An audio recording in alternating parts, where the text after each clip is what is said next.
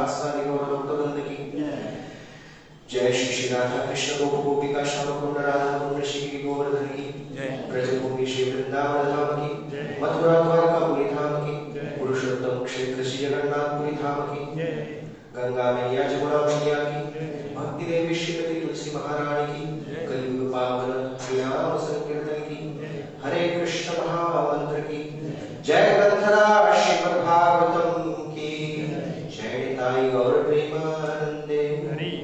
All glories to assemble devotee. All glories to assemble devotee. All glories to assemble devotee. All glories, all glories, all glories to Shri Guru and Shri Gauranga.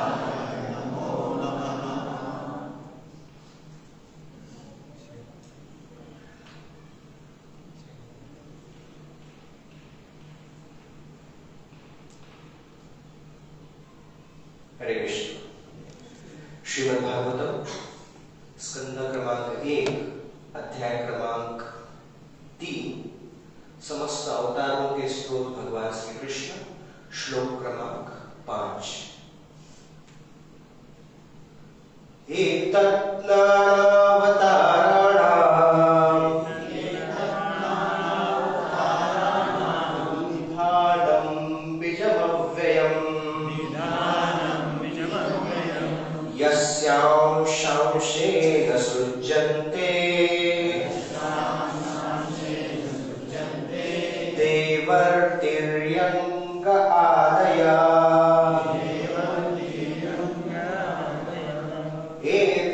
ज्ञानं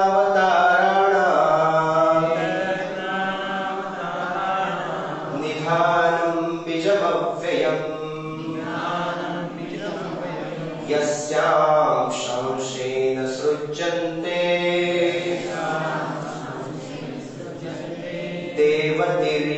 देवतिर्यङ्गरादयः एतन्नानावताराणां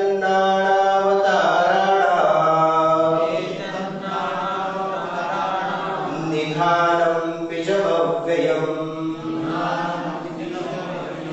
यस्यां शंसेन सृज्यन्ते देवतिर्यङ्गरादयः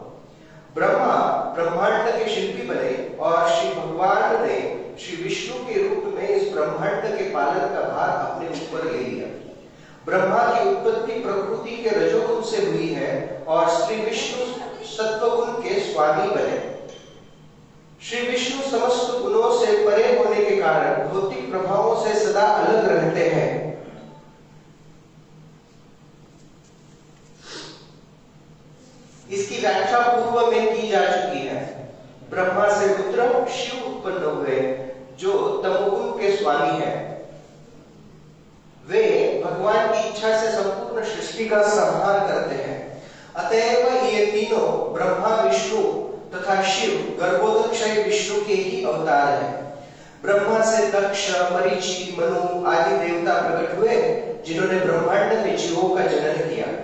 वेदों में इन गर्भोदक्षय विष्णु की स्तुति गर्भ स्तुति के स्तोत्रों के रूप में की जाती है, जिनका आरंभ हजारों शिरों आदि वाले श्री भगवान के वर्णन से होता है।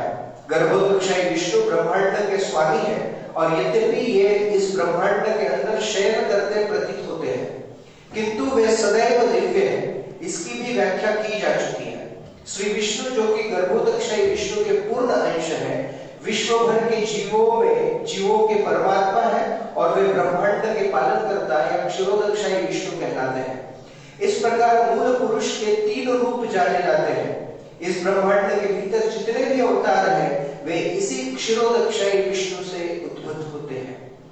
विभिन्न युगों में भिन्न भिन्न अवतार होते हैं और वे असंख्य हैं, किंतु इनमें से कुछ अत्यंत प्रमुख हैं, यथा मत्स्य, कूर्म, वराह, श्रीराम, नरसिंह, वामन तथा अनेक दूसरे अवतार। ये अवतार लीला अवतार कहलाते हैं। इनके अतिरिक्त गुणावतार भी होते हैं, यथा ब्रह्मा, विष्णु तथा शिव या रुद्र, जो प्रकृति के विभिन्न गुणों के लिए उत्तरदायी है। भगवान श्री विष्णु परमेश्वर से अभिन्न है, शिव परमेश्वर तथा जीवों के बीच की स्थिति में है और ब्रह्मा सदैव जीव तत्व होते हैं। जो सर्वोच्च पुण्यात्मा जीव या भगवत भक्त है, श्री भगवान द्वारा उनको ही सृष्टि करने की शक्ति प्रदान की जाती है और वह ब्रह्मा कहलाता है। उनकी शक्ति सूर्य के जैसी है, जो मणिमाणिक्यों द्वारा प्रतिबिंबित होती रहती है। जब ब्रह्मा का स्थान ग्रहण करने लायक कोई जीव नहीं होता, तो श्री भगवान स्वयं ब्रह्मा बनकर इस कार्यभाग को ग्रहण करते हैं। शिव कोई सामान्य जीव नहीं है, वे भगवान के पूर्णांश हैं, लेकिन भौतिक प्रकृति के प्रत्यक्ष संसर्ग में रहने के कारण उन्हें श्री विष्णु जैसा दिव्य स्थान प्राप्त नहीं है। उनमें दूध तथा दही जैसा अंतर है। वैसे तो दूध ही दही दूध ही है, फिर भी वह दूध के स्थान पर उपयोग में नहीं लाया जा सकता। काफी विस्तृत इसका तात्पर्य श्रील प्रभुपाद जी ने दिया है। तो यह एक पहला हिस्सा है इस तात्पर्य का। तो आज हम इस हिस्से तक चर्चा करेंगे और फिर आगे मन्वंतरों के विषय में जो चर्चा है वो अगले भागवत में करेंगे। ओम ज्ञानतिमिरन्धस्य ज्ञानाञ्जनशलाकया चक्षुरुन्मिलितं येन तस्मै श्रीगुरवे नमः। नमो विष्णुपादाय कृष्णपृष्ठाय भूतले श्रीमते भक्तिवेदांत स्वामिनिति नामिने। नमस्ते सरस्वती देवे गौरवाणी प्रचारिणे निर्विशेष शून्यवादी पाश्चात्यदेशतारिणे। वाञ्छाकल्पतरुभ्यश्च कृपा सिन्धुभ्येव च पतितानां पावनेभ्यो वैष्णवेभ्यो नमो नमः। जय श्री कृष्ण चैतन्य प्रभु नित्यानंद श्री अद्वैत गदाधर शिवासादि गौर भक्त वृंद। हरे कृष्ण कृष्ण कृष्ण हरे हरे, हरे राम राम राम हरे हरे।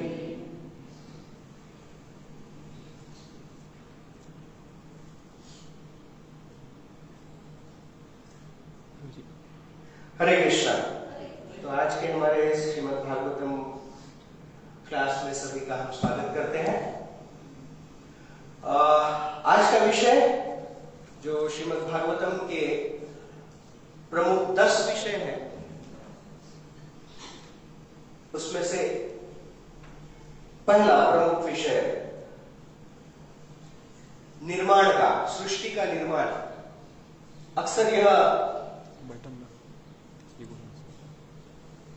अक्सर हमें यह प्रश्न होता है कि सृष्टि का निर्माण कैसे किया गया।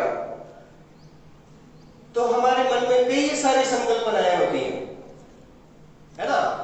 लगभग 500 साल पहले लोग कहते थे कि ज्यादा दूर मत जाना, बहुत दूर चले जाओगे तो फिर एक जगह पे पृथ्वी समाप्त हो जाएगी, गिर जाओगे नीचे।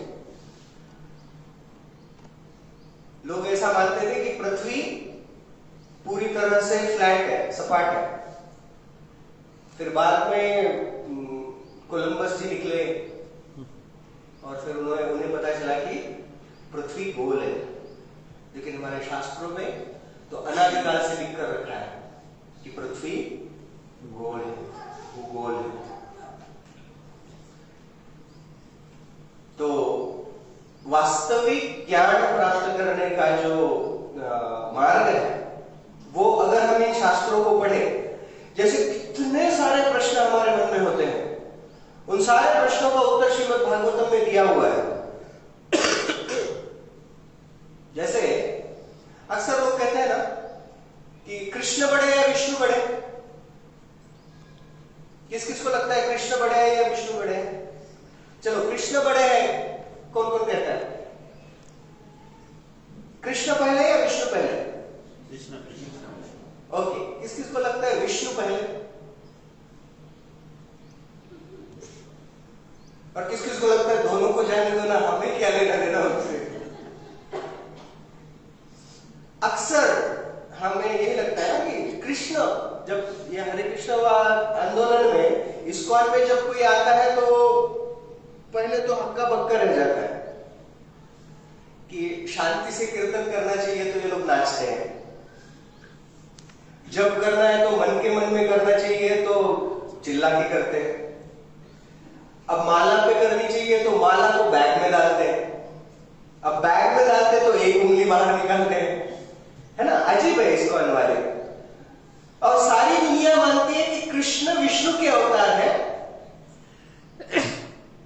और इस्कॉन में सब लोग क्या कहते हैं? विष्णु भी कृष्ण से आते हैं। तो ऐसा उल्टा पुल्टा क्यों? तो उल्टा पुल्टा क्यों, इसे समझने के लिए ना ये जानना बहुत आवश्यक है कि हमें ज्ञान किससे प्राप्त करना चाहिए। एक बार समर्थ रामदास जी रामायण पर चर्चा कर रहे थे, और जब वो रामायण पर चर्चा कर रहे थे तो रामायण में अलग अलग कांड है, बाल कांड, अयोध्या कांड, फिर अरण्य कांड, फिर सुंदर कांड। तो वो सुंदर कांड पे चर्चा कर रहे हैं। सुंदर कांड मतलब हनुमान जी ने छलांग लगाई, समुद्र के ऊपर से लंका पहुंचे, और जाते समय उनको क्या क्या विपदाएं आई, फिर लंका पहुंचने के बाद लंकिनी मिली, उसको कैसे एक थप्पड़ लगाया, और फिर सारा जो हनुमान की लीलाएं है उसका वर्णन सुंदर कांड में आता है। तो सुंदर कांड पे लीलाएं वर्णन चल रहा है। तो जब वो वर्णन कर रहे थे तब स्वयं हनुमान जी भी बैठकर वो सारा वर्णन सुन रहे थे। कलयुग में हनुमान जी है।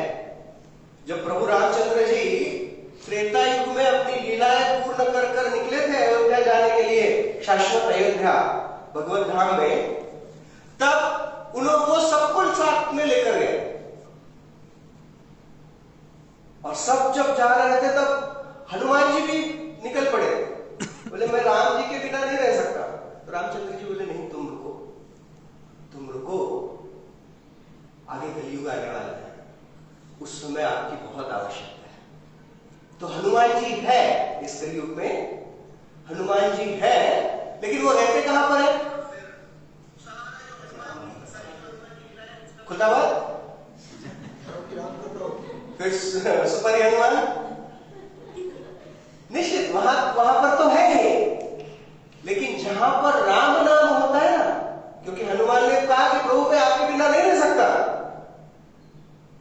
तो रामचंद्र जी ने कहा कि देखो कलयुग में मैं नाम के रूप में उपस्थित रहूंगा, कली काले नाम रूपी कृष्ण अवतार, तो मैं नाम के रूप में उपस्थित रहूंगा, जहां पर भी राम नाम है वहां पर मैं उपस्थित हूं।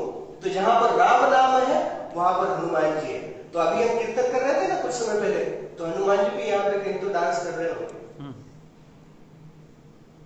तो हनुमान जी वो समर्थ रामदास जी के सुंदरकांड की चर्चा के समय वहां पर उपस्थित थे, और पूरी तरह से मग्न होकर सुन रहे हैं।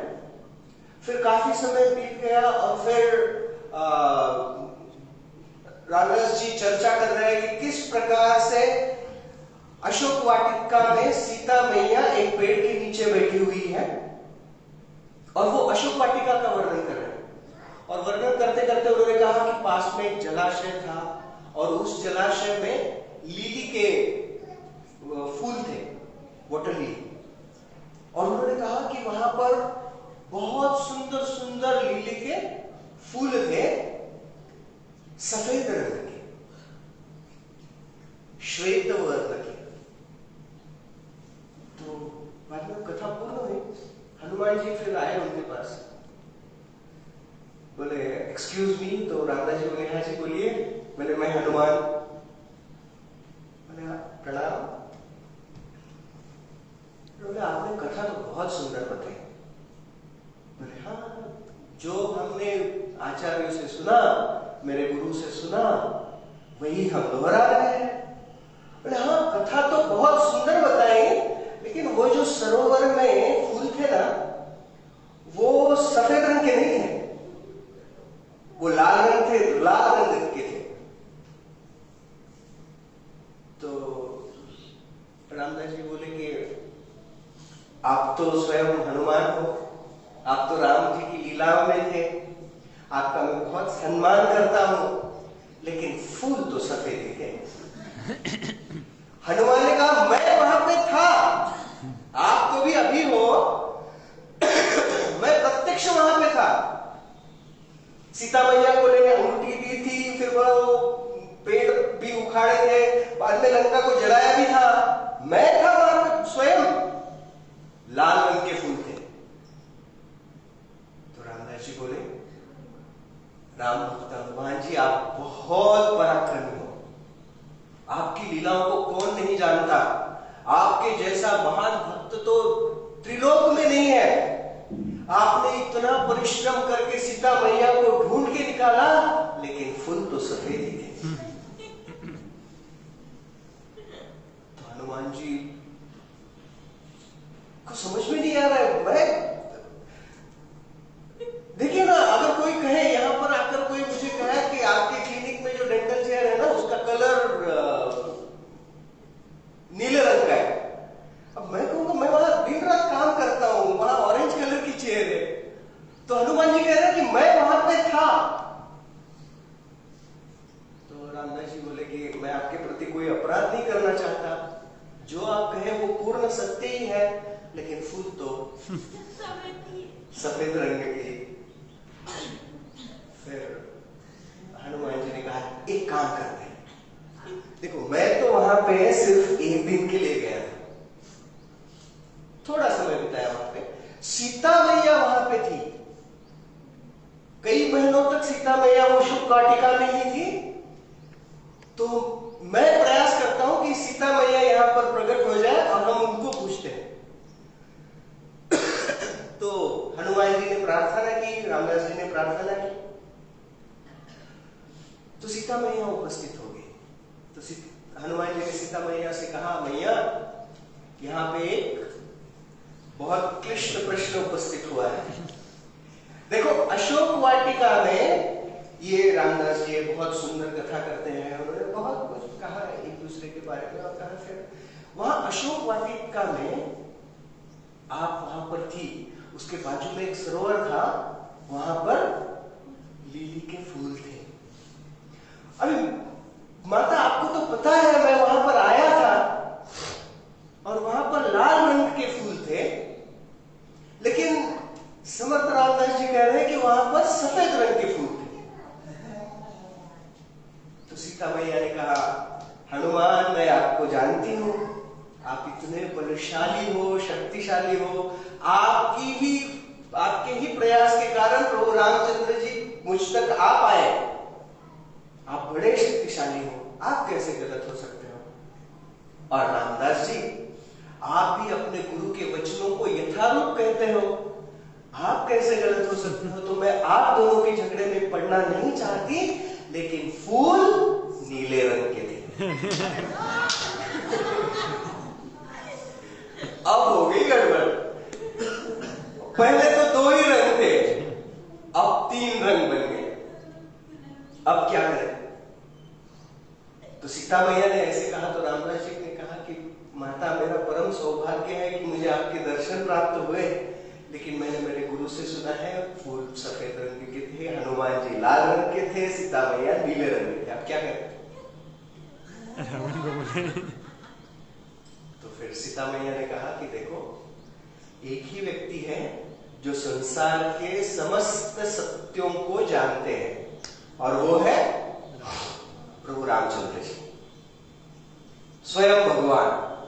तो सीता मैया ने रामचंद्र जी का आह्वान किया, और जब सीता मैया ने रामचंद्र जी का आह्वान किया, रामचंद्र जी वहां पर उपस्थित हुए, और फिर सीता मैया ने कहा कि देखो, समर्थ रामदास जी यहाँ पर राम कथा कर रहे हैं, हनुमान जी उसे श्रवण कर रहे हैं, लेकिन एक छोटा सा क्लिष्ट प्रश्न यहाँ पर उपस्थित हुआ है। वहां अशोक वाटिका में जब मैं थी, वहां पर एक सरोवर था, आप जानते ना, मैं वहां पर थी? बोले हाँ जानता हूँ। बोले वहां पर सरोवर था? बोले हाँ सरोवर भी था, उसमें फूल थे? बोले हाँ लिली के फूल थे। बोले फिर वो फूल नीले रंग के थे ना? तो रामचंद्र जी ने कहा, सीते तुम वहां पर थी, और तुम्हारा जो ऑब्जर्वेशन है वो कभी गलत हो ही नहीं सकता। और हनुमान, तुम तो वहां पर गए थे, लंका को, ये अशोक वाटिका को क्या उजाड़ा था तुमने? वो सीता मैया का हिस्सा छोड़ के बाद सारी लंका को ध्वस्त कर दिया, लेकिन फूल क्या बोले होंगे रामचंद्र जी? रामचंद्र जी ने कहा, लेकिन फूल सफेद रंग के थे। तो हनुमान जी ने कहा, मैं वहां पर गया था प्रभु, भूल गए? बोले हाँ हनुमान, तुम गए थे, लेकिन जब तुम गए थे तब तुम इतने क्रोधावेश में थे कि प्रभु रामचंद्र जी की अर्धांगिनी सीता को हरण करने वाला यह रावण, इसका मैं तो बैंड बजा दूंगा, और बजा भी दिया, सारी लंका को जला दिया। तो वह क्रोध तुम्हारे मन में था, और क्रोध का रंग होता है लाल। तो रामचंद्र जी ने समझा कि जब व्यक्ति क्रोध में होता है ना, तब वह वास्तविक चीजें देख नहीं सकता। मान लो किसी दो व्यक्तियों में कुछ झगड़ा हो जाए, और जब क्रोध होता है, एक दूसरे पर क्रोध है, तो वास्तविक स्थिति दिखाई नहीं देती है। सफेद लिली के फूल लाल दिखने लगे हनुमान जी को। इसीलिए कहते हैं ना कि क्रोध में हमें शांत रहना चाहिए। क्यों शांत रहना चाहिए? क्योंकि क्रोध में कभी कभी हम ऐसा भाषण दे देते हैं ना कि जिंदगी भर पछताते हैं कि मैंने ऐसा बोला क्यों। एक क्षण के लिए वह स्टिमुलस मिलता है बिकॉज ऑफ एंगर, और हम कुछ बोल देते हैं जिसके लिए हमें सारी जीवन रिग्रेट करना पड़ सकता है। और फिर सीता मैया ने कहा, लेकिन मैं तो वहां पर बैठी थी। तो प्रभु रामचंद्र जी ने कहा कि जब से तुम्हारा हरण हो गया, तब से लेकर पुनः युद्ध के पश्चात रामचंद्र जी से मिलने तक सीता मैया की आंखों में निरंतर अश्रु थे, निरंतर अश्रु थे। एक क्षण भी ऐसा नहीं था कि सीता मैया बिना अश्रु के अपनी आंखों से कुछ देख रही है। तो वो अश्रु अपनी आंखों में होने के कारण उसे, सीता मैया को सब कुछ ब्लूइश दिख रहा था, नीले रंग का दिख रहा था। आजकल है ना वो फिल्टर लगाते हैं ना मोबाइल में, फोटोज को एडिट करने के लिए ब्लू फिल्टर होता है, रेड फिल्टर होता है, येलो फिल्टर होता है। तो सीता मैया का ब्लू फिल्टर लगा हुआ था अश्रु का। हमको लगता है हम ही बहुत आगे टेक्नोलॉजिकली बढ़े, सीता मैया ने बहुत पहले फिल्टर लगाया था। लेकिन रामदास जी, तो प्रभु रामचंद्र जी ने कहा, क्योंकि रामदास जी ने शास्त्रों का आश्रय लिया है और अपने गुरु से यथारूप सुना है, इसलिए उनके कहने में गलती नहीं है। हनुमान जी प्रत्यक्ष होते हुए भी सफेद फूल को लाल कह रहे हैं, सीता मैया सफेद फूल को नीला कह रही है। लेकिन क्योंकि शास्त्र की दृष्टि से जो व्यक्ति देखता है वो वास्तविक सही ज्ञान प्राप्त कर सकता है। इसीलिए अगर शास्त्र को समझना है, भगवान को समझना है, भगवान की लीलाओं को समझना है, मनुष्य जीवन को समझकर उसका जो अंतिम गंतव्य है वो कैसे प्राप्त करना है ये समझना है, तो शास्त्र पढ़ने चाहिए। है ना। आजकल भगवान श्री कृष्ण की लीलाओं को समझने के लिए लोग सीरियल देखते हैं, और जो सीरियल अपने ही मनगढ़ंत तरीकों से इन लीलाओं को वर्णन करते हैं। तो वास्तविक भगवान को समझना है तो शास्त्रों को समझना बहुत आवश्यक है। और श्रीमद् भागवतम समझाता है कि इस ब्रह्मांड की निर्मिति कैसे हुई। श्रील प्रभुपाद जी अक्सर यह बात समझाया करते हैं। उसी बात को हम आज के स्थिति में समझने का प्रयास करेंगे। हमको लगता है कि मैं सुबुद्धि राय दास, डॉक्टर संदीप लोखंडे यहां पर बैठा हूं इतने लोगों के बीच में। अब थोड़ा ऊपर उठते हैं, है ना। तो ये पूरे हॉल में एक छोटा सा व्यक्ति है। अभी कैमरा थोड़ा सा ऊपर लेकर जाते हैं, आकाश में सैटेलाइट देखने का प्रयास करेंगे। तो पूरे औरंगाबाद में यह मधुबन एक छोटा सा इतना सा हिस्सा दिखेगा। वो इतने हिस्से में, इतने से हॉल में एक छोटा सा व्यक्ति। और थोड़ा ऊपर जाए, और थोड़ा ऊपर जाए, ऊपर जाए तो ये औरंगाबाद महाराष्ट्र का एक छोटा सा पॉइंट दिखेगा, छोटा सा शहर। फिर महाराष्ट्र भारत का छोटा सा शहर, छोटा सा राज्य। फिर भारत इस पृथ्वी पर एक छोटा सा स्थान, छोटा सा देश। फिर यह पृथ्वी इस सारे सोलर सिस्टम में, सूर्य मालिका में एक छोटा सा ग्रह। यह इस पूरे ब्रह्मांड में एक छोटी सी सूर्य मालिका। हमारा स्थान कितना बड़ा है। तो ऐसे अगणित ब्रह्मांड, यह एक व्यक्ति है, एक पुरुष है, जिनका नाम है महाविष्णु, कारणोदक्षयी विष्णु। वो एक सागर में लेटे हुए हैं, जिनका श्वास लेने की प्रक्रिया से सारे ब्रह्मांड उनके शरीर के रंध्रों में चले जाते हैं, और सांस छोड़ने की प्रक्रिया में उनके शरीर के रंध्रों से अगणित ब्रह्मांड निर्माण होते हैं। वो है महाविष्णु। और वो महाविष्णु आते हैं महासंकर्षण से, जो महासंकर्षण चतुर्व्यूह के रूप है। चतुर्व्यूह में से एक है। चतुर्व्यूह में आते हैं नारायण, संकर्षण, प्रद्युम्न और अनिरुद्ध। और वो आते हैं बलराम जी से, और बलराम जी आते हैं कृष्ण। और कृष्ण किससे आते हैं? किसी से नहीं आते। ईश्वर परम कृष्ण सच्चिदानंद विग्रह, अनादिरादिर गोविंद सर्व कारण कारणम। कृष्ण किसी से नहीं आते हैं। सारे शास्त्र, सारे वेद, सारे पुराण, सारे उपनिषद, सब कुछ ढूंढ कर भी खोजने का प्रयास किया जाए तो कृष्ण किससे आते हैं, इसका कोई उत्तर नहीं। कृष्ण स्वयं भगवान है और सब कुछ कृष्ण से आते हैं। तो यहां पर श्रीमद् भागवतम के इस अध्याय में वर्णन हो रहा है कि भगवान के अनेक अवतार हैं। उसमें से एक होते हैं पुरुष अवतार। उस पुरुष अवतार में प्रथम पुरुष है महाविष्णु। इसको में आने से पहले हमको यह भी पता नहीं था कि विष्णु 3 होते हैं, है ना। हमको एक ही विष्णु पता है, लेटे हुए हैं सांप पर। आपको स्लीपिंग टेस्ट पता है? कभी सुना है स्लीपिंग टेस्ट? इस दुनिया में ना अपने आप को भगवान कहने वाले लोग बहुत है ना। बहुत सारे लोग अपने आप को भगवान कहते हैं। उधर बांद्रा में एक भगवान है, ऐसी मूछें हैं उनकी, और जानते हो, और वो बांद्रा टू विराट ट्रेन में ट्रैवल करते हैं और अपने आप को भगवान कहते हैं, और लोग उनके नाम का जप भी करते हैं। भारत में ऐसे भगवानों की कमी नहीं। तो हमारे भक्त कहते हैं कि ये जो अपने आप को भगवान कहते हैं ना, उनको स्लीपिंग टेस्ट देना चाहिए। स्लीपिंग टेस्ट क्या है?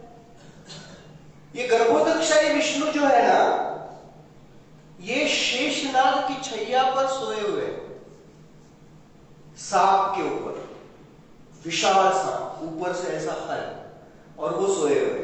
तो जो जो भगवान अपने आप को कहते हैं वो सांप के ऊपर तो छोड़ना सोना बाजू में रह गया, उनको सुलाना चाहिए और उनके बाजू में एक नागोबा रखना चाहिए, एक सांप रखना चाहिए और कहना चाहिए सो जा। अगर सोएगा तो भगवान नहीं सो पाएगा। इतना ही नहीं, लोग रामचंद्र जी की तुलना अपने आप से करना चाहते हैं। रामचंद्र जी, बाकी तो छोड़ दो, रावण को मारा, बाकी सब छोड़ दो।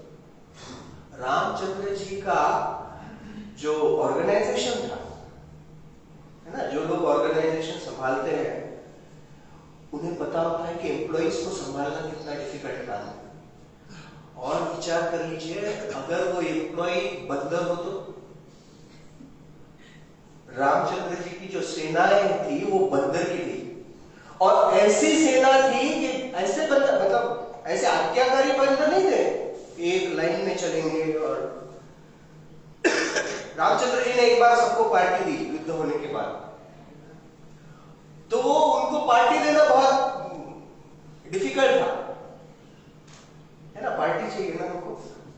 तो जब पार्टी देने लगे रामचंद्र जी, तो ऐसे लाइन से चटाई डाली थी और सब लोग बैठे।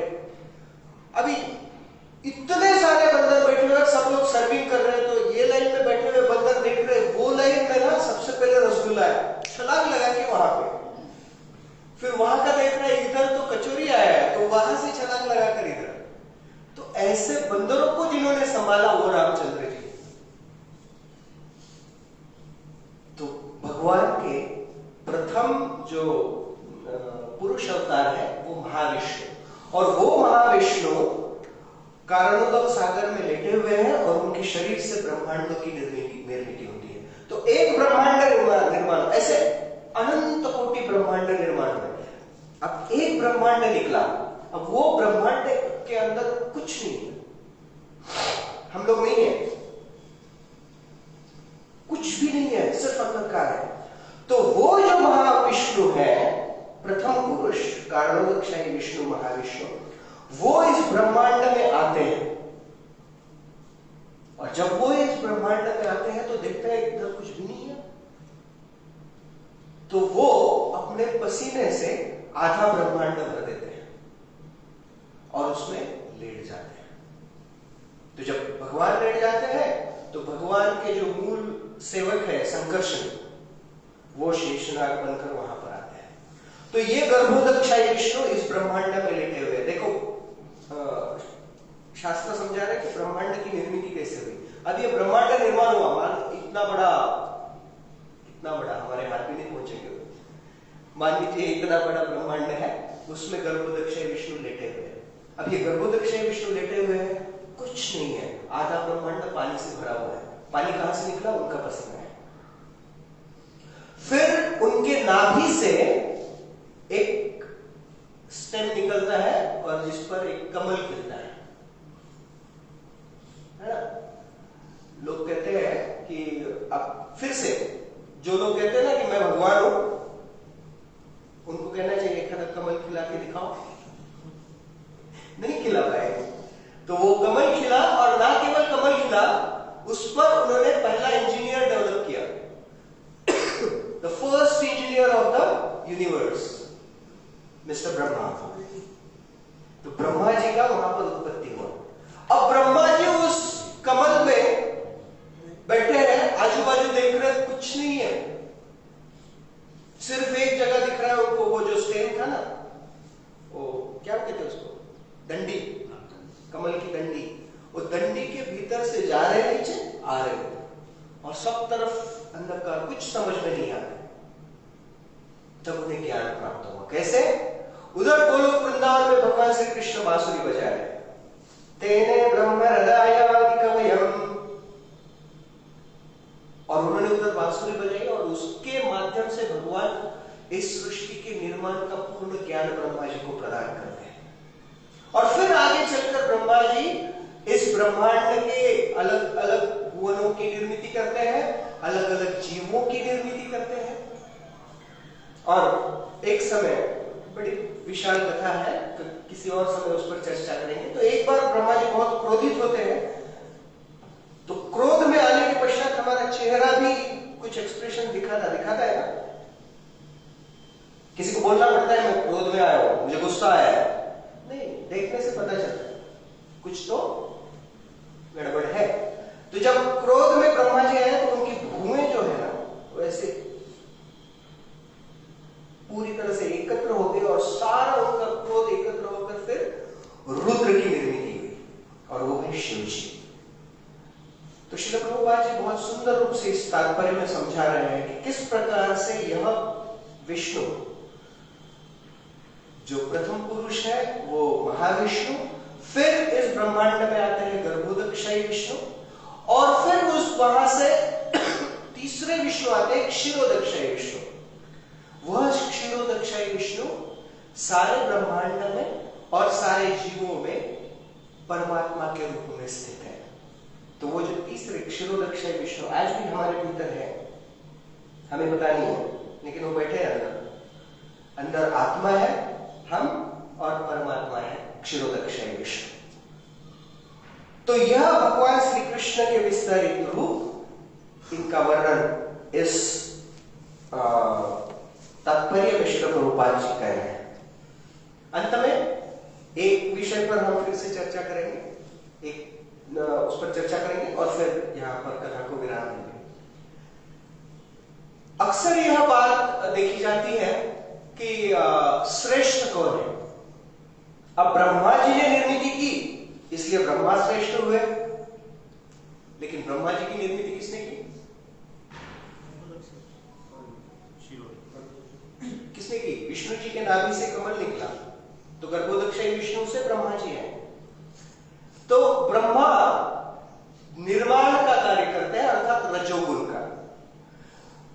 विष्णु स्वयं सत्वगुण के कार्य को स्वीकार करते हैं, अर्थात पालन का, और फिर शिव जी उत्तरदायित्व लेते हैं संहार का, तांडव कर नष्ट करने का, अर्थात तमोगुण का। तो ब्रह्मा जी सत्वगुण का, रजोगुण का, विष्णु सत्वगुण का और शिव जी तमोगुण का प्रतिनिधित्व करते हैं। शास्त्र में इन सबके गुणों का भी वर्णन है। कुल मिलाकर 64 गुण है, 64 क्वालिटीज, जिसका अगर विस्तार से चर्चा करेंगे तो श्रीमद् भक्ति रसामृत सिंधु में इसका वर्णन आता है, फिर चैतन्य चरितामृत के मध्य लीला में भी इसका वर्णन आता है।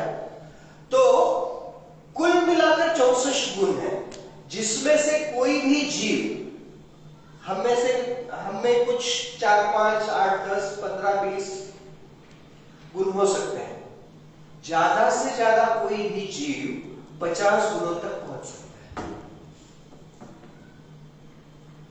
तो जब वो 50 गुणों तक पहुंचता है तो ब्रह्मा के स्तर पर पहुंच सकता है। तो ब्रह्मा जी में वो 50 गुण है।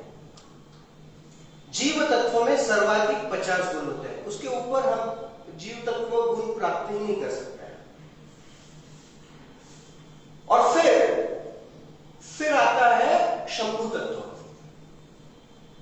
शिव जी में ये 50 गुण तो पूर्ण रूप में से होते हैं और उससे अधिक 5 गुण होते हैं। तो शिव जी के 5 गुण वो कौन से हैं? सदा स्वरूप संप्राप्ता सर्वज्ञ नित्य नूतन सचिदानंद सांद्रांग सर्व सिद्धि निषेविता। शिव जी के ये 5 गुण है जो किसी भी जीव में पाए नहीं जाते हैं। कौन से 5 गुण? सदा स्वरूप संप्राप्त, कि शिव जी कभी भी उनका पतन नहीं होता है, मतलब शिव जी की कभी मृत्यु नहीं होती। ब्रह्मा जी की मृत्यु होती है, इंद्र, चंद्र, वरुण, वायु सबकी मृत्यु होती है, शिव जी की कभी मृत्यु नहीं होती। शिव जी कभी भी अपने स्थान से ढलते नहीं है, सदा स्वरूप संप्राप्त है, उनका शाश्वत स्वरूप नित्य है। सर्वज्ञ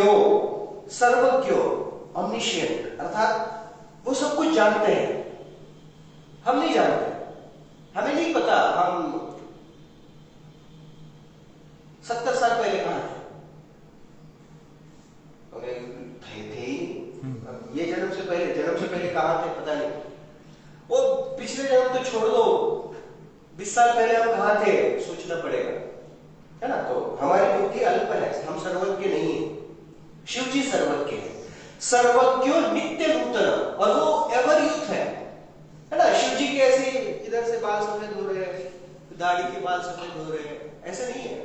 शिव जी भी नित्य नूतन है, सर्वज्ञ नित्य नूतन, सचिदानंद सांद्रांगा, और उनका जो शरीर है वो रक्त मांस हड्डी इन चीजों से नहीं बना हुआ है, वो सच्चित आनंद, पूर्ण ज्ञान, पूर्ण आनंद और पूर्ण ज्ञान से परिपूर्ण है। सर्व सिद्धि निषेवित, और वह अनेकों क्या कहते हैं उसे, सिद्धियों से परिपूर्ण है। तो जीवों के ऊपर ये 5 गुण शिव जी में पाए जाते हैं। सदा स्वरूप संप्राप्त, सर्वज्ञ नित्य नूतन, सच्चिदानंद सांद्रांग, सर्वसिद्धि निषेवित। अब शिव जी में ये 5 गुण है जो सारे जीवों से अधिक है, ब्रह्मा जी से भी अधिक है। लेकिन शिव जी से भी अधिक 5 गुण विष्णु में है, नारायण में है। वो गुण क्या है? अथ उच्चते गुण पंच ये लक्ष्मीशादिवर्तिना, अभिचिंतन महाशक्ति कोटि ब्रह्मांड विग्रह, अवतारवली बीजम हतारी गतिदायकम, आत्मा राम गुणाकर्षति अमिकृष्णेन किल अद्भुतम। 50 गुण जीवों में है, ब्रह्मा जी में है, शिव जी में उनसे 5 गुण अधिक है। लेकिन विष्णु में उनसे 5, शिव जी 55 में। अब विष्णु नारायण में 60 गुण है। कौन से गुण अधिक है? पहला, अविचिन्त्य महाशक्ति, जिसकी हम कल्पना भी नहीं कर सकते। Inconceivable potency, supreme potency Vishnu possesses।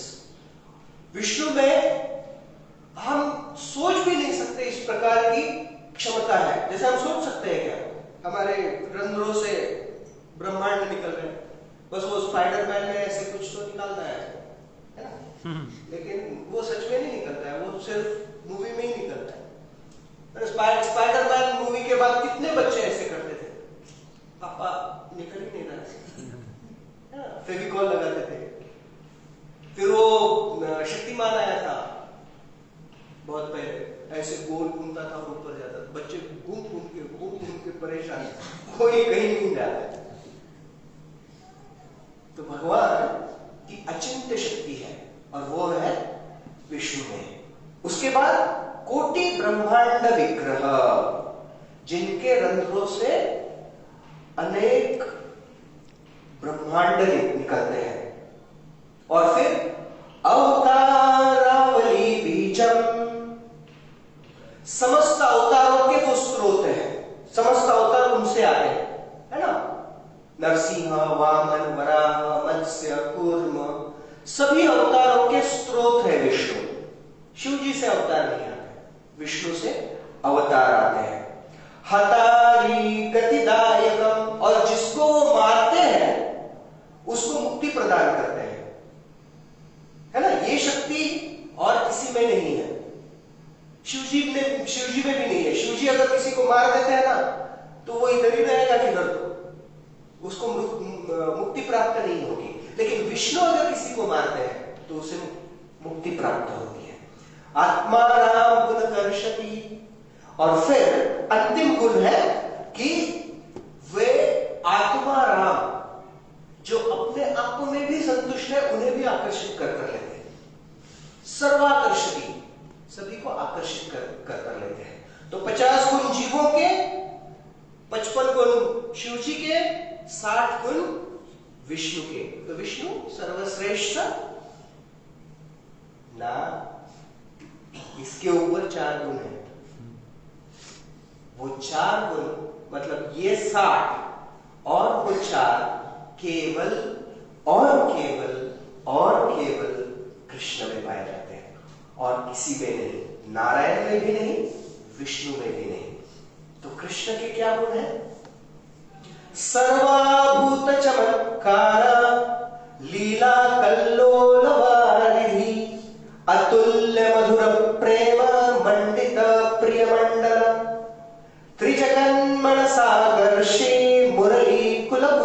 विचिन्नः असमानोर्धोरुपश्री विस्मापित चराचर। ये 4 गुण है भगवान श्री कृष्ण के पास जो अन्य किसी के पास नहीं है। पहला, सर्वाभूत चमत्कार लीला कल्लोल वारिधि, कि वो ऐसी लीलाएं करते हैं कि उन लीलाओं के माध्यम से समस्त जगत के समस्त जीवों को आकर्षित करते हैं। किसी अन्य में यह क्षमता नहीं है ना। भगवान श्री कृष्ण इतने सबके स्रोत, विष्णु जी भी जिनसे आते हैं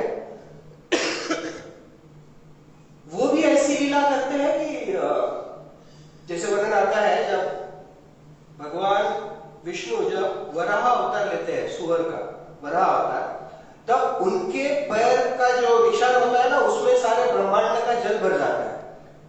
इतने विशाल वो थे और इतने विशाल वराह अवतार के मूल स्रोत कृष्ण को यशोदा मैया एक बाल्टी में नहलाती है। जिनको प्राप्त करने के लिए सारे योगी हजारों वर्ष तपस्या कर रहे हैं, उसका कान पकड़ के यशोदा मैया बांध देती है। उनके पेट उदर को रस्सी से बांध दिया, इसलिए दामोदर मास, ये जो दामोदर मास चल रहा है कार्तिक मास में, तो अपनी लीलाओं से सबको आकर्षित करते हैं भगवान श्री कृष्ण। अतुल्य मधुर प्रेम मंडित प्रिय मंडल, जो सर्वोच्च प्रेम है वो ना विष्णु जी के पास है ना शिव जी के पास है, वो केवल कृष्ण के पास है। वह प्रेम जो शाश्वत है, दिव्य है, आध्यात्मिक है। फिर तीसरा, त्रिजगन मनसाकर्षी, भगवान श्री कृष्ण एक कार्य करते हैं जो और कोई नहीं करता। एक बार एक जर्मन का व्यक्ति भारत में आया था और सारे भारतवर्ष में घूमा, घूम कर फिर जब वापस आने लगा तो बंबई के एयरपोर्ट पे था, वहां से उसका फ्लाइट था बर्लिन के लिए, जर्मनी जाने के लिए। वहां पर बैठा तो एक भारतीय के साथ चर्चा कर रहा था और बोला कि ऐसी चर्चा चल रही है, तो भारतीय व्यक्ति ने कहा कैसा लगा हमारा भारत देश, मेरा भारत महान। क्यों महान? हिमालय इसलिए, कैलिफोर्निया में तो इससे भी अच्छे अच्छे पर्वत है, गंगा इसलिए, नाइल नदी इससे भी बड़ी है। हमको पता है भारत क्यों महान है?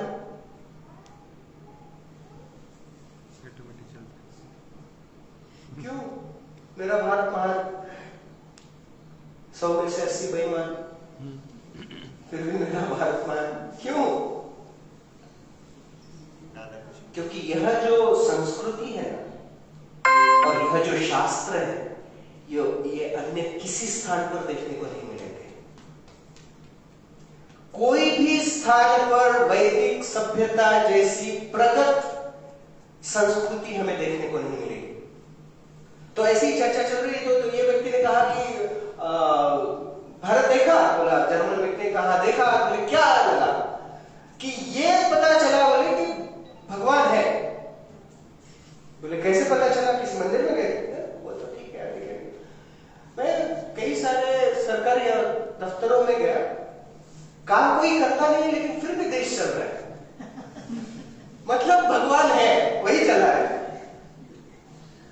जो सपाट, फिर उसने पूछा आपको क्या लगता है कौन है भगवान? तो जर्मन व्यक्ति ने कहा कृष्ण भगवान है। तो उसको पता चला, लेकिन भारतीयों को तो वो कभी समझ में नहीं आता है भगवान कौन है, क्योंकि आधे लोग तो अपने आप को भगवान मानते हैं, है ना। बच्चे में आधे भगवान को मानते हैं, किसी और को भगवान मानते हैं। तो लोभी गुरु लालची चेला, दोनों का नरक में ठल्लम ठेला, यही चल रहा है। तो कृष्ण भगवान है। अरे क्यों? भारतीयों को विश्वास नहीं होता है। बोले मैंने देखा, बहुत मंदिरों में गया, हर मंदिर में जा रहा हूं, जिस मंदिर में किया सब काम पे लगे हुए हैं। बोले देवी के मंदिर में गया, 8 हाथ है, एक हाथ में त्रिशूल, एक हाथ में तलवार, एक हाथ में गदा, एक हाथ में धनुष, युद्ध पे निकली है। किसी को मार रही है। फिर गया वाले शिव जी के मंदिर में, वो ध्यान लगाकर बैठे। सिर्फ एक ही व्यक्ति को देखा जो कुछ नहीं, एंजॉय कर रहा है, बस ऐसे बांसुरी बजा रहे हैं। वेणुवदन्तम् अरविन्ददलायताक्षं बर्हावतं समसितं बुधसुन्दराङ्गं कन्दर्पकोटिकमनीय विशेषशोभा गोविन्दमादिपुरुषं त्वमहं भजामि। भगवान है तो काम करने की क्या जरूरत है? और जिसको काम करना पड़े वो भगवान कैसे हो गए?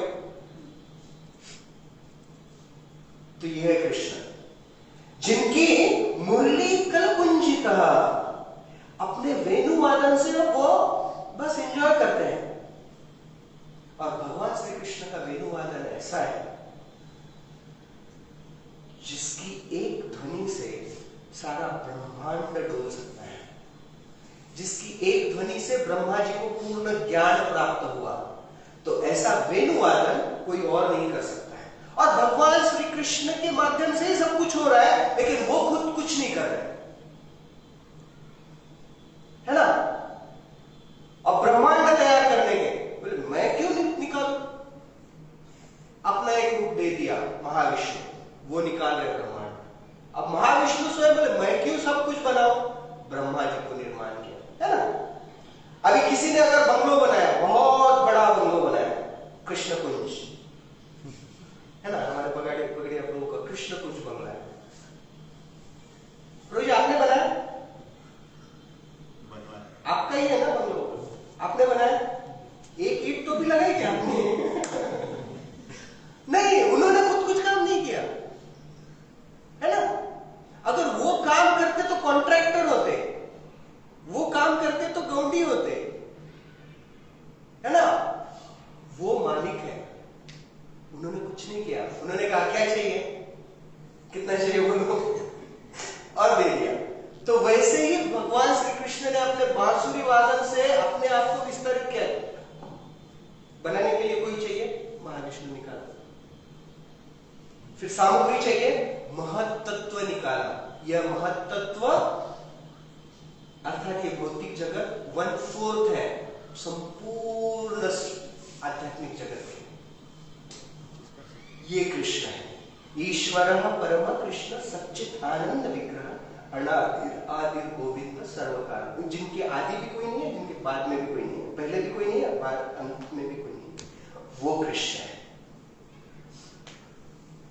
तो हमें डिसाइड करना चाहिए किसके पैर पड़े, किसको अपने जीवन में अपनाए।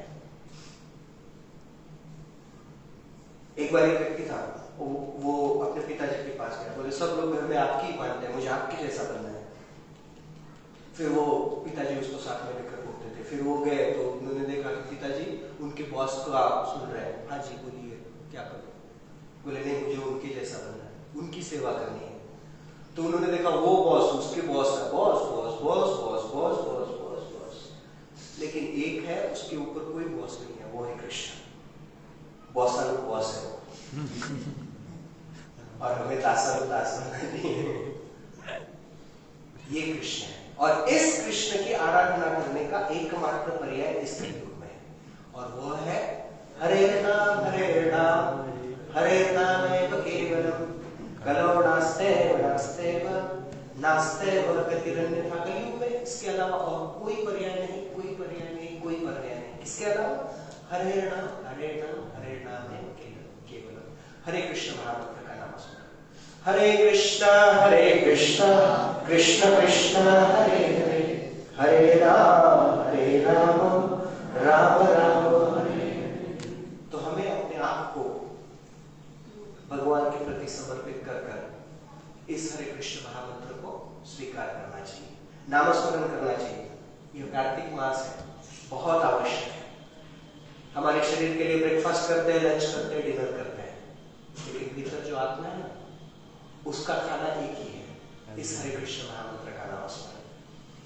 तो यह बहुत सुंदर अवसर है, दामोदर मास, कार्तिक मास है। इसमें हमें हरे कृष्ण महामंत्र को बड़ी गंभीरता से अपने जीवन में स्वीकार करना चाहिए। हरे कृष्ण। परंपरा श्रीमद् भागवतम की जय। किसी का कोई प्रश्न है, शंका है तो उस पर चर्चा करें।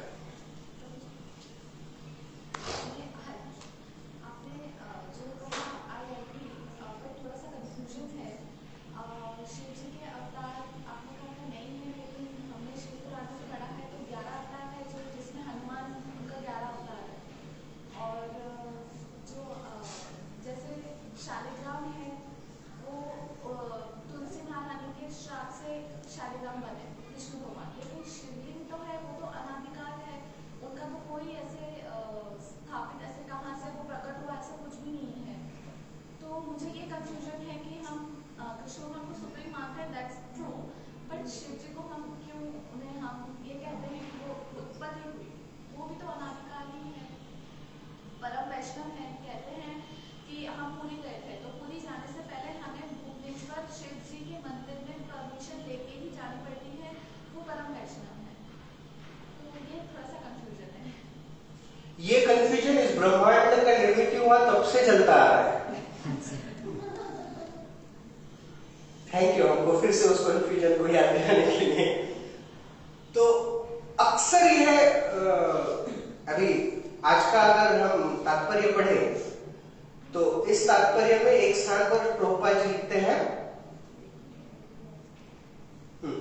वेदों में इन गर्भोदक्षाई विष्णु की स्तुति गर्भस्तुति के स्तोत्रों से के रूप में की जाती है, जिसका प्रारंभ हजारों शिरों आदि वाले श्री भगवान के वर्णन से होता है। ओम सहस्रशीर्षा है ना, पुरुष सूक्त, तो वो पुरुष सूक्त में वर्णन आता है कि जिनका हजार जो विराट रूप का वर्णन होता है वो शिव मंदिर में भी गाया जाता है और विष्णु मंदिर में भी गाया जाता है। राइट, हमें यह समझना आवश्यक है और अक्सर ये ना समझने के कारण फिर हम गलत कर देते हैं, चाहे हम वैष्णव हो या फिर कुछ और हो। वास्तविक रूप में चार तत्व हैं। राइट, चार तत्व हैं। एक है ईश्वर तत्व। ईश्वर तत्व में फिर कृष्ण है, विष्णु है, नरसिंह है, वामन है, समस्त अवतार है। राइट, ये समस्त अवतारों का स्रोत, ये सारे ईश्वर तत्व में आते हैं, जिसे विष्णु तत्व भी कहा जाता है। फिर दूसरा है, उसका सीक्वेंस आगे पीछे हो सकता है। तो दूसरा एक तत्व है शक्ति तत्व। शक्ति तत्व अर्थात पोटेंसी ऑफ द लॉर्ड, फिर जिसमें राधा रानी है, लक्ष्मी है, दुर्गा है। राइट, फिर तीसरा है शंभु तत्व। शिव जी भी शाश्वत है। राइट, हमने देखा सदा स्वरूप संप्राप्त्य। हमने शिव जी का जो 50 के ऊपर जो गुण देखे, 51वां गुण, 5 गुण जो है शिव जी के जो जीवों में नहीं है, उसमें एक है सदा स्वरूप संप्राप्त्य, उनका शाश्वत स्वरूप है। शिव जी का शाश्वत स्वरूप है शंभु तत्व। तो यह शंभु तत्व भी शाश्वत है, लेकिन इस शंभु तत्व का भौतिक तत्व के साथ संपर्क होने के कारण यह ईश्वर तत्व के जैसा नहीं है। जैसे अक्सर शास्त्रीय उदाहरण देते हैं कि दूध और दही, इसमें भी तात्पर्य में भी यह वर्णन आया। दूध मतलब ईश्वर तत्व है, दही मतलब क्या है? दूध ही है जिसका किसी चीज के साथ संपर्क हो, है ना? तो वैसे ही शिव जी का इस भौतिक तत्व के साथ संपर्क होने के कारण वो शिव तत्व है। राइट, और फिर चौथा तत्व है जीव तत्व। जीव तत्व मतलब हम सब सारे देवी देवता बाकी शिव जी को छोड़कर, इंद्र, चंद्र, वरुण, वायु, अग्नि, ये सब, इवन ब्रह्मा जी, इन सब की मृत्यु है, ब्रह्मा जी की भी मृत्यु है। राइट, तो ईश्वर तत्व अर्थात कृष्ण या विष्णु तत्व, शक्ति तत्व राधा, लक्ष्मी, दुर्गा आदि, शंभु तत्व, ये तीनों तत्व शाश्वत है। राइट, और चौथा जीव तत्व, जो जन्म मृत्यु में अटका हुआ। अब वर्णन आता है, आपने जैसे कहा कि शिव जी शाश्वत है तो वो निर्माण नहीं होते, लेकिन जब इस ब्रह्मांड में आते हैं, अब कृष्ण शाश्वत है, अनादि है, उनका कोई आदि नहीं, कोई अंत नहीं, लेकिन जब इस कलयुग में जब ये भौतिक जगत में जब आते हैं, तब आते तो है देवकी और यशोदा के बेटे के रूप में, भले वो ऐसे गायक वार्ड में लेबर रूम में नहीं आते हैं, लेकिन प्रकट हो जाते हैं, राइट। तो वैसे ही इस ब्रह्मांड में ब्रह्मा जी के भूमों के बीच में से रुद्र निर्माण होते हैं, शिव जी निर्माण होते हैं। इसका वर्णन शास्त्रों में आता है। तो हो सकता है किसी और ब्रह्मांड में वो किसी और रूप में आए, तो इसका ये वर्णन आ रहा है, राइट। और अभी ये आपके दो प्रश्न, तीसरा प्रश्न आपने जो कहा कि अवतारों के मूल, तो जो विष्णु तत्व से या फिर विष्णु जी से जो अवतार आ रहे हैं, वो अवतार और बाकी जो अभी जब महाभारत हुआ, महाभारत में अर्जुन कौन है?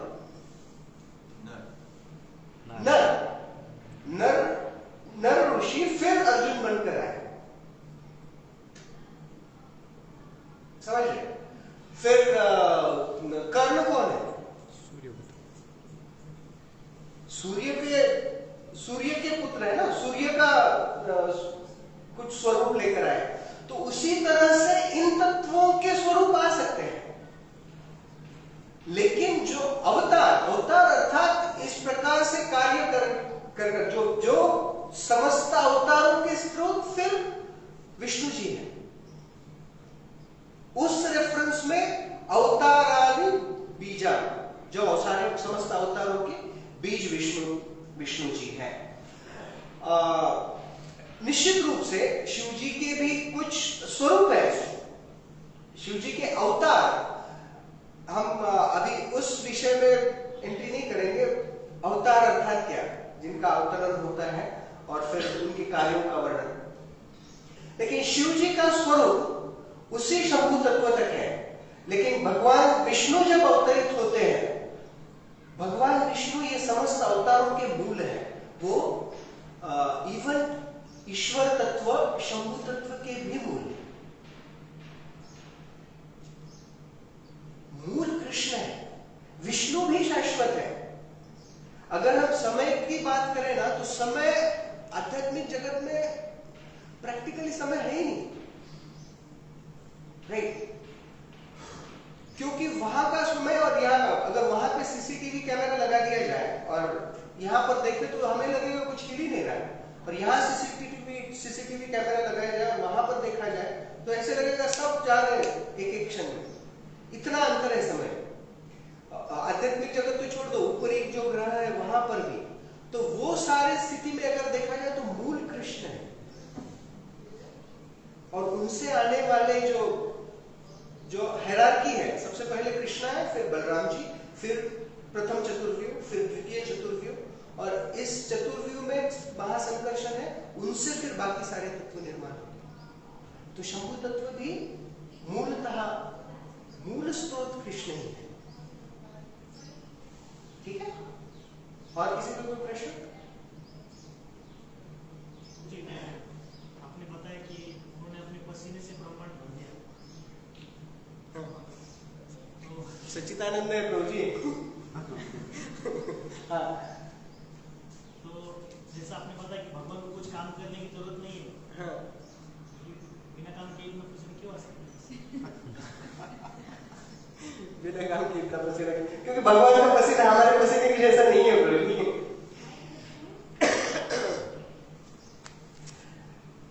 एक्चुअली